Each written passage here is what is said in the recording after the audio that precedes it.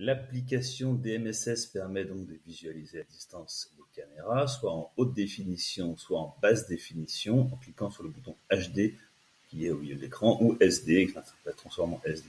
Il faut savoir que les caméras enregistrent en permanence en haute définition, seule la visualisation qui est là se fait soit en haute définition, soit en basse définition. La basse définition est recommandée. On peut ensuite reconsulter ce qui s'est passé en cliquant sur le petit bouton à gauche pour aller voir les événements. On choisit la date sur le bouton date. Là, par exemple, je vais choisir le 1er septembre. Je valide. Ensuite, donc à droite, en bas à droite de l'écran, on voit qu'il y a le live qui est toujours activé. Donc on peut le supprimer. Et en bas, donc dans la timeline, on a tout plein de tas de petits traits. Donc c'est des traits qui déterminent qu'il y a un enregistrement, car un événement a été détecté, un mouvement, etc., une lumière qui s'est éclairée. Enfin, donc on va aller par exemple chercher là ce qui s'est passé à 4 heures du matin dans la boulangerie. On va voir que voilà, la lumière s'est éclairée, donc la caméra s'est enclenchée à enregistrer un événement.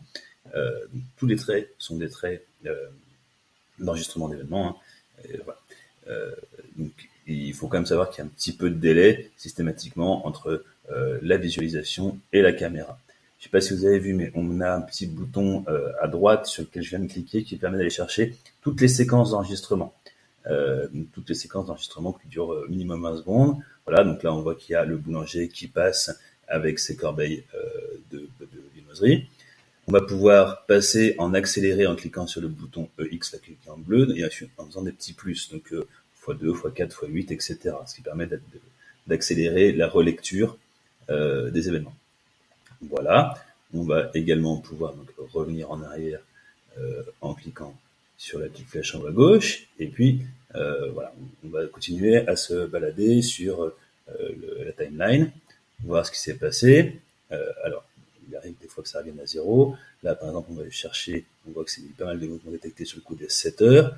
Donc, que s'est-il passé le 1er janvier à 7 heures dans la boulangerie? Eh bien, surprise, la boulangère a des clients et vend du pain, c'est formidable. Donc, voilà.